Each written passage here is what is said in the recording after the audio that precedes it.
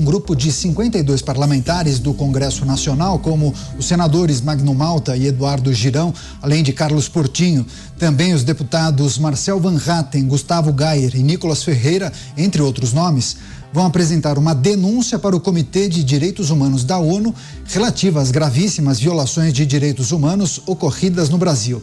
Essa petição cita os presos pelos atos do dia 8 de janeiro, eu vou abrir aspas. A presente denúncia é interposta em razão das gravíssimas violações dos direitos humanos de cerca de 1.500 cidadãos brasileiros perseguidos, presos e submetidos a tratamentos desumanos, ilegais, inconstitucionais e incompatíveis com os preceitos estabelecidos em tratados internacionais, dos quais o Brasil é signatário, dentre os quais o Pacto Internacional dos Direitos Civis e Políticos, eu fecho aspas. Vamos girar com os nossos comentaristas, vamos a Brasília, capital federal, José Maria Trindade com a gente. Zé, seja muito bem-vindo, uma ótima noite a você. Queria naturalmente pedir sua análise e sua avaliação acerca dessa movimentação de parlamentares. Vários senadores e deputados estão reunidos nesse grupo. Importante compartilhar com o nosso público o quanto esses episódios que ocorreram no Brasil precisam ser compartilhados com organismos internacionais, como o Comitê de Direitos Humanos da ONU. Esses órgãos internacionais podem ajudar, colaborar com o quê? É preciso chamar a atenção para isso. E trata-se de uma corte respeitável e respeitada pela esquerda, que sempre fez essa mesma coisa, sempre fez essas denúncias, portanto, é crível também para a esquerda, né?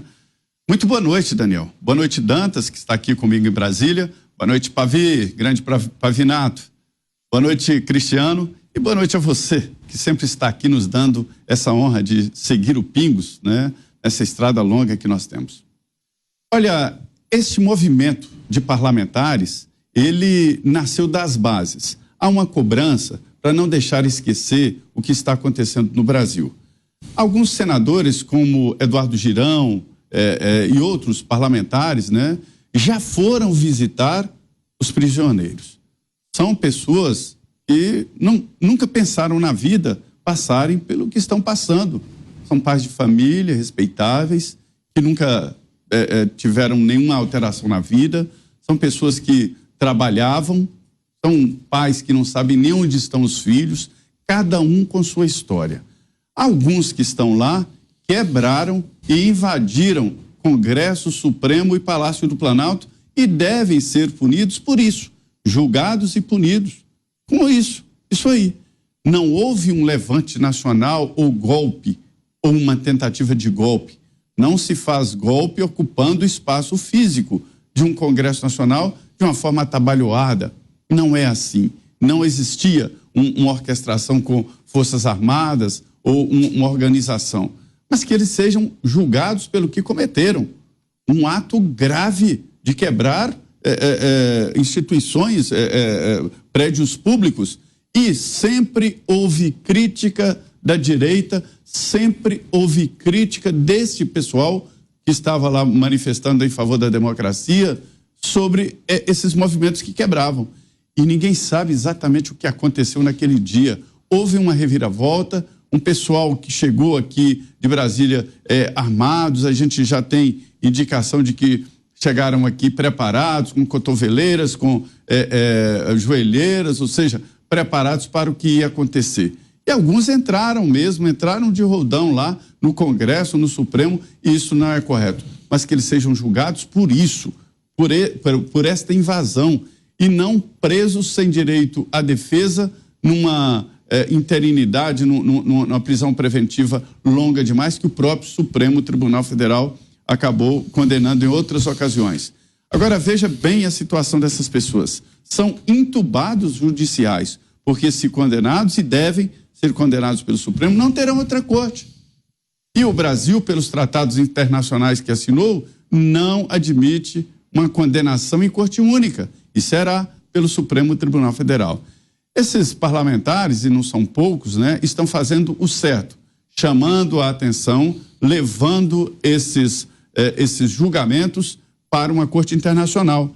Ninguém está defendendo a impunidade, ninguém está dizendo que é certo, que quebrar prédio público, invadir prédio público. A exigência é de um julgamento justo. Então, estão corretos e a esquerda há de concordar, porque eles fizeram o mesmo em várias ocasiões, ou seja, eles acreditam neste foro internacional. Pelo menos chama sim a atenção do mundo para o que está acontecendo no Brasil. Prender pessoas debaciadas como se fossem um rebanho, isso não é justiça. A gente continua o nosso giro de análises e opinião também em Brasília, capital federal. Cláudio Dantas com a gente. Dantas, seja muito bem-vindo, uma ótima noite a você. Também queria pedir a sua avaliação acerca desse destaque inicial do programa Os Pingos nos Is. Tem algum efeito prático essa formalização de denúncia para a ONU ou mesmo para outros organismos internacionais? Esses órgãos podem exercer que tipo de pressão? Muito bem, Daniel, boa noite Pavinato, Zé Maria, Beraldo e toda a nossa audiência que nos faz companhia nesta sexta-feira. Olha, faz sentido, né? É uma decisão que realmente é importante e eu vou explicar por quê. Em 2018, até um pouquinho antes disso, a defesa do Lula buscou o mesmo Comitê de Direitos Humanos para denunciar a falta de justiça no Brasil, porque dizia que o Lula era um perseguido político. E conseguiu uma manifestação favorável, inclusive uma liminar, pedindo tutela para que o STF permitisse a participação do Lula nas eleições de 2018.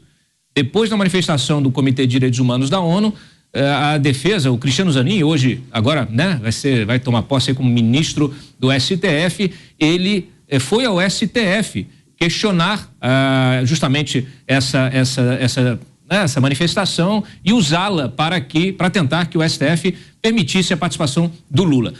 O STF finalmente ignorou isso e o Lula não participou das eleições de 2018, foi impedido, naturalmente, estava preso. Mas é o seguinte, essa decisão, ela tem um efeito mais amplo, ela tem um efeito político.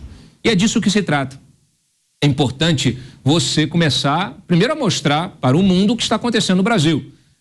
E isso vai gerando uma massa crítica, vai informando, vai levando as pessoas a se interessarem por essa temática e compreendendo que não se trata apenas da narrativa de que, olha, houve aqui uma tentativa de golpe, pessoas invadiram ali, vândalos invadiram, quebraram as sedes dos três poderes, tentaram tomar o poder, um grupo ou não, enfim. Essa é uma discussão que está numa CPI, ela está em processos lá no Supremo e ela agora ganha uma vertente internacional, justamente para fazer o contraponto a uma narrativa que já é feita pelo próprio governo. O Lula, nas suas viagens pelo mundo, ele vem falando, repetindo intensamente essa tentativa de golpe, segundo ele, que aconteceu lá em 8 de janeiro. Aliás, também fala do golpe contra Dilma Rousseff, né, ao se referir ao impeachment de Dilma Rousseff em 2016, impeachment que foi monitorado, foi supervisionado, melhor dizendo, pelo próprio Supremo, que inclusive presidido lá no Senado pelo então ministro Ricardo Lewandowski. Então, eu parabenizo a oposição, começa a agir de forma estratégica. É importante que nós tenhamos uma oposição técnica, eu falo disso quase toda semana aqui no Pingos. É importante que a oposição seja profissional, não faça apenas alarde em redes sociais, faça efetivamente o trabalho de oposição. Estude, faça levantamentos técnicos, busque a justiça, busque o judiciário. Não tem resposta do judiciário no Brasil? Então vá lá para fora. É claro que uma denúncia para ser apresentada numa corte internacional, ela depende aí de você não ter efetivamente uma justiça, o processo judicial acontecendo no Brasil, né, de uma forma correta ali, de acordo com o Estado, né, democrático de direito. Então, o que se espera com uma decisão, com uma iniciativa como essa, é justamente chamar a atenção, fazer esse alerta e provocar um debate político sobre o que está acontecendo na justiça aqui. A ida de parlamentares à ONU para encaminhar um dossiê justamente sobre a situação dos presos do dia 8 de janeiro, em análise com os nossos comentaristas. Com a gente, Tiago Pavinato, aqui nos estúdios da Jovem Pan News em São Paulo. Pavinato, seja muito bem-vindo, uma ótima noite a você. Você se lembra bem de Juan Guaidó, o autoproclamado presidente da Venezuela, que rodou o mundo, muitos países, fez muitas visitas, alertando para as atrocidades cometidas pela ditadura de Nicolás Maduro. Houve algum tipo de mudança substancial após aqueles alertas? Esses parlamentares que foram à ONU não correm o mesmo risco? Não correm o mesmo risco e vou lhes dizer por quê. Boa noite, Caniato, Dantas, boa noite, Beraldo, boa noite, Zé, boa noite, nossa audiência preocupada com os rumos do Brasil e despreocupada também. Acontece que na Venezuela, essas andanças de Guaidó, que eu desconfio são muito menores que as andanças do nosso presidente, ela despertou, sim, o interesse da sociedade no mundo todo e uma comissão da Organização das Nações Unidas, a ONU, chefiada pela Michelle Bachelet, ex-presidente do Chile, uma política do espectro progressista, chamada de esquerda, portanto, apontou uma série de crimes contra a humanidade, inclusive, que agora vão ser julgados pelo Tribunal Penal Internacional. Pode ser que os efeitos práticos dentro da Venezuela sejam igual a zero, mas o efeito internacional foi bastante brusco e, a depender do julgamento no Tribunal Penal Internacional, nós saberemos se Maduro, quando sair da Venezuela, poderá ser preso ou não.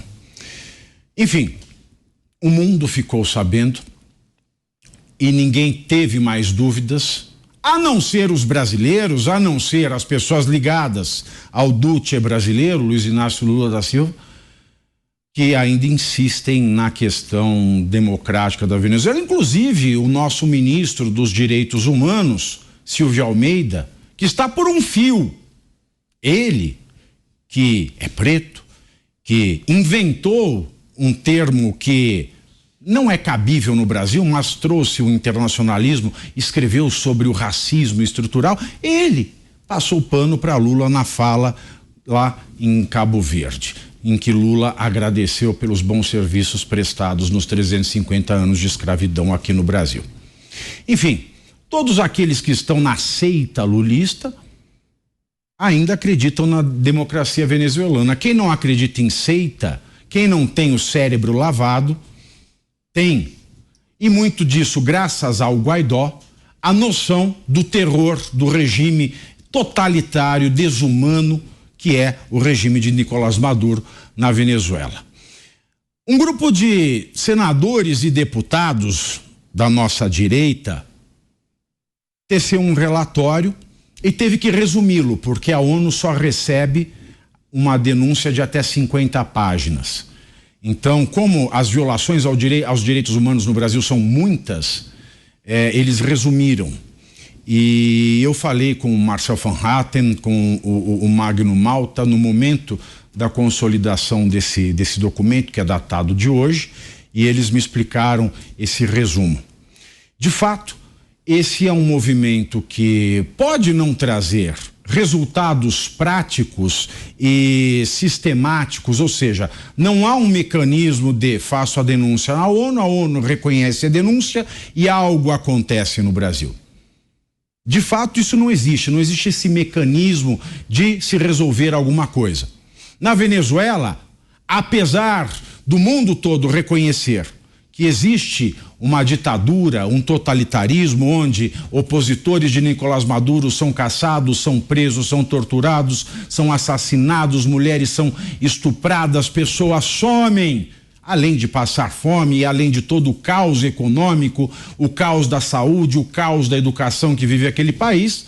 Lá não aconteceu nada porque a Venezuela parece ter entregado os pontos, ou quem resiste na Venezuela não tem muito tempo de vida. Nós temos um judiciário na Venezuela totalmente conivente com o ditador, nós temos um exército conivente com o ditador, nós temos um legislativo conivente, salvo raríssimas exceções, com o ditador Nicolás Maduro. Então lá já não existe mais uma preocupação com a imagem que se passa para a sociedade mundial. Diferentemente no Brasil, onde tanto o presidente da República quanto os ministros da nossa Corte Suprema, o Supremo Tribunal Federal, eles se pautam pelo eclesiástico dito vanitas vanitatum omnia vanitas, vaidade das vaidades, tudo é vaidade. Não nos esqueçamos que Lula ainda nutre o sonho, um sonho estúpido, mas um sonho de ganhar um prêmio Nobel da Paz. Lula quer ser visto como um grande estadista, mas já disse aqui muitas vezes, ele só será um estadista quando estadista tiver o significado de parasita que tem como hospedeiro o Estado. Não é um estadista, fosse um estadista, não escorregaria nas palavras como fez em Cabo Verde, se é que escorregou nas palavras. Um verdadeiro estadista tem as palavras escorregando em si e não o contrário. Vejamos Rui Barbosa, vejamos Joaquim Nabuco, dois grandes estadistas brasileiros e abolicionistas. O que acontece com esta denúncia que é levada à Organização das Nações Unidas? Fala-se ali, com toda a propriedade, o seguinte: aqueles presos em razão dos atos do 8 de janeiro e dos aquartelados em frente a quartéis das Forças Armadas foram presos, primeiro, em flagrante. A flagrância da prisão, ela exige, pela lei, que o preso em flagrante tenha em 24 horas uma audiência de custódia e que nesta audiência de custódia, dentro das 24 horas após a prisão em flagrante, haja uma decisão de existe o perigo na liberdade daquelas pessoas, eu converto a prisão preventiva. Se não existe, eu as libero para responderem o processo em liberdade, porque vejam bem, não estou dizendo que ninguém é culpado ou inocente, estou dizendo que a regra no Brasil é responder ao processo criminal em liberdade. Bom, não houve audiência de custódia no caso dos presos no 8 de janeiro. E não houve porque a audiência de custódia só pode ocorrer dentro das 24 horas sequenciais à prisão em flagrante. Aconteceu 25 horas depois, já não é mais audiência de custódia, o Estado deveria ter liberado todos eles. Mas continuaram presos e mais de 200 desses quase 1.500 brasileiros ainda estão presos sem a denúncia e sem que os seus advogados tenham acesso aos autos, tenham acesso à investigação, sem direito de defesa, sem direito ao habeas corpus. E se há um elemento que mostra que um Estado é democrático, é o direito ao habeas corpus, porque estão sendo julgados no STF, eles não têm direito a habeas corpus, porque existe uma súmula 136 do mesmo STF que diz que das prisões determinadas por ministro do Supremo não cabe a concessão de habeas corpus. Então, quando eu olho para esse cenário todo, pessoas denunciadas com um relatório porco da Polícia Federal, porque não analisou todas as imagens, que gerou uma denúncia porca de copia e cola, como denunciado pelo jornal O Estado de São Paulo, que analisou todas as denúncias e viu que só mudavam ali os nomes, os documentos e os endereços. Não houve individuação de condutas. Quando essas pessoas continuam presas sem que ofereçam o perigo na liberdade, eu tenho prisões, eu tenho processos irregulares, e quando eu penso que eles não têm direito ao habeas corpus, eu fico chocado. E uma das grandes críticas ao projeto anticorrupção do Moro e do Deltan, quando eles ainda eram juiz e promotor da Lava Jato, que previa o não direito ao habeas corpus para determinados casos de corrupção, a esquerda toda estribuchou. O fim do habeas corpus é o fim da democracia. E por que não dizem nada agora? Porque é que a esquerda defende direitos humanos para psicopatas como Champinha, que estuprou uma menina na frente do seu namorado, matou o namorado e levou a menina para passear na periferia de São Paulo,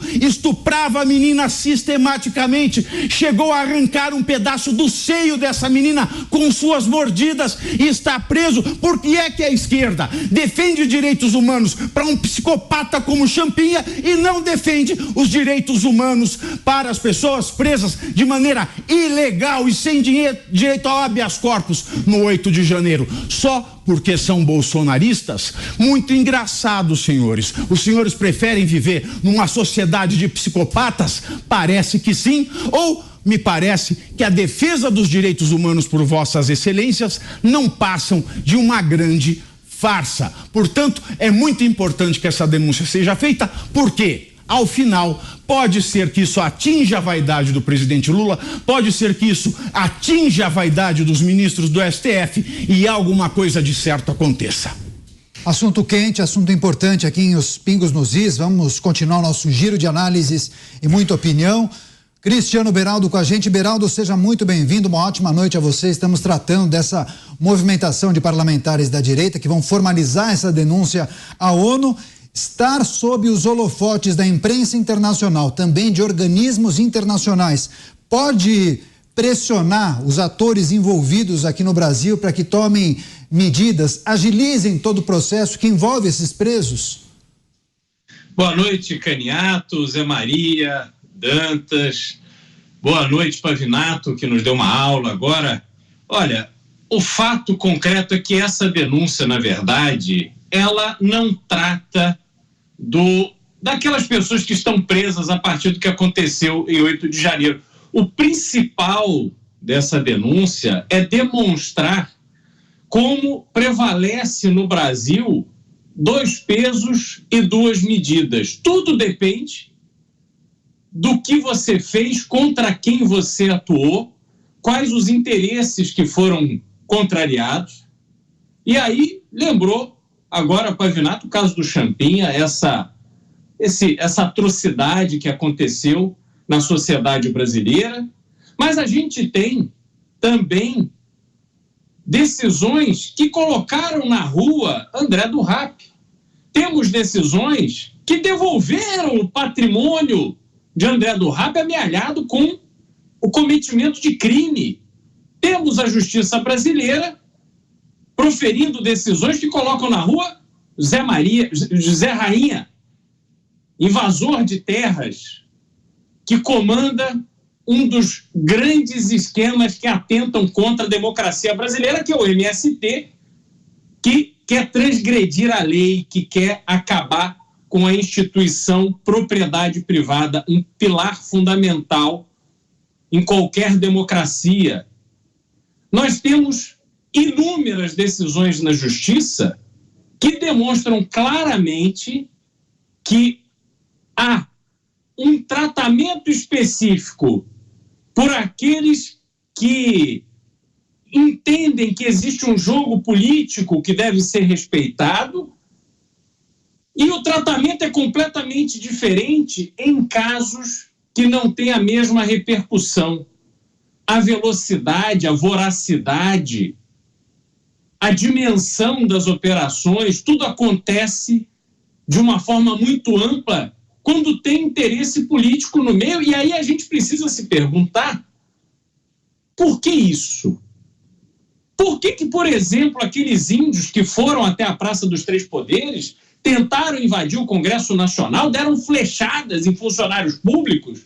Por que esses índios foram embora tranquilamente, pacificamente, e não foram mais incomodados? Ao contrário, tiveram a sua luta tida como legítima, a sua manifestação tida como legítima, e aí uma grande torcida para que os índios possam ter cada vez mais terras, mesmo que isso represente atrapalhar a produção do agronegócio, porque se você tem a defesa destes índios, dessas bandeiras que parecem ser tão sensíveis, e ontem falamos aqui no Pingos, em relação à foto tirada pela presidente da FUNAI, ao lado de um prefeito que estava ali com suspeitas de envolvimento com garimpo ilegal em terras indígenas.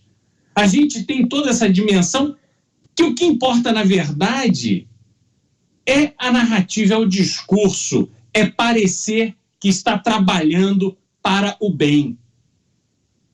Mas é preciso que a comunidade internacional perceba que o que acontece no Brasil é que a justiça conjunta, a justiça que deve alcançar a todos os brasileiros, independente de quem seja, sem que o nome, o endereço, a cor, a escolaridade, a crença religiosa ou política, sem que nada disso importe. Que importe o fato concreto, que importe o que está na lei. Isso tudo está ficando cada vez mais em segundo plano.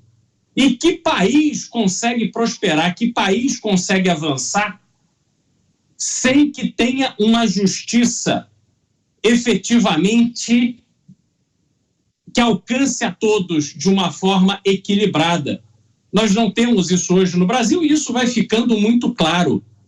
Nós acompanhamos pela imprensa os casos que são de interesse, seja do governo, seja dos próprios magistrados, andam numa velocidade assustadora. Outros casos vão ficando ali de lado.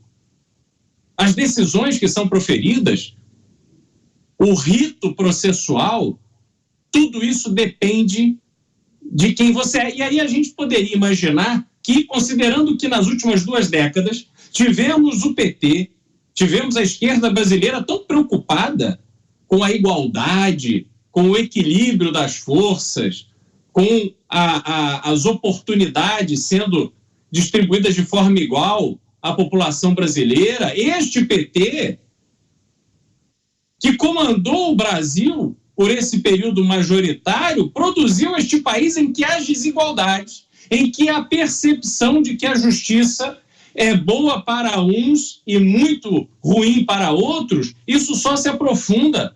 Hoje, com a publicidade, com a transparência, com as redes sociais, a gente vê isso de forma cristalina.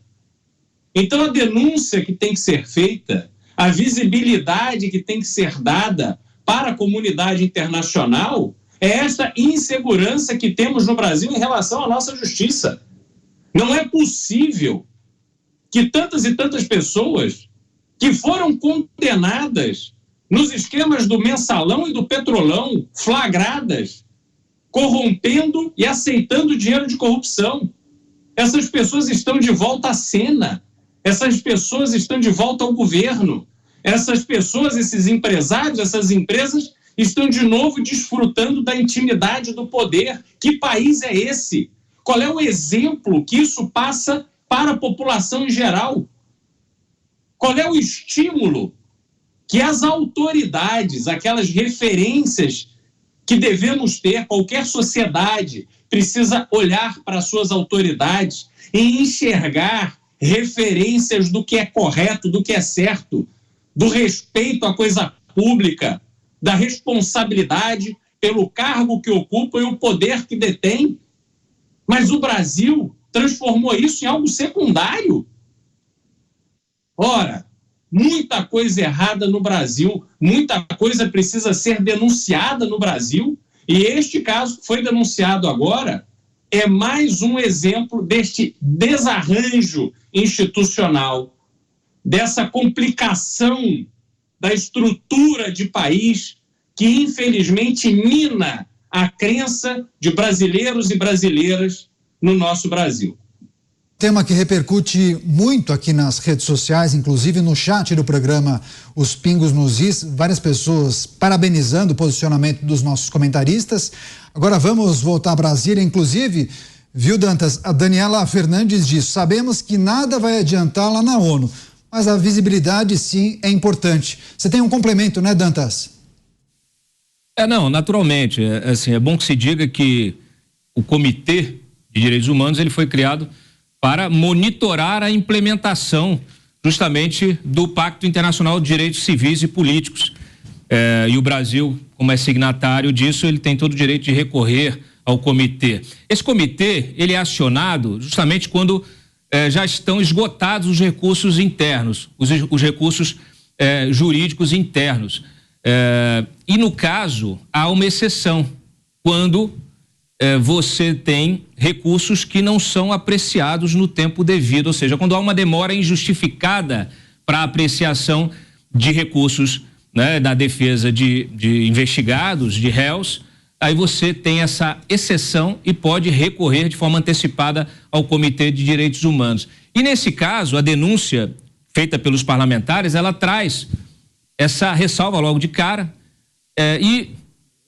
mostra que o seguinte, que passados 7 meses, as defesas não conseguem acesso aos autos integrais, né? Acesso integral aos autos, não conseguem acesso às provas que estão sendo levantadas, às imagens que todos já conhecem, né? Mas não conseguem acessar oficialmente, não conseguem ter a consulta de uma junta médica para verificar a saúde desses presos.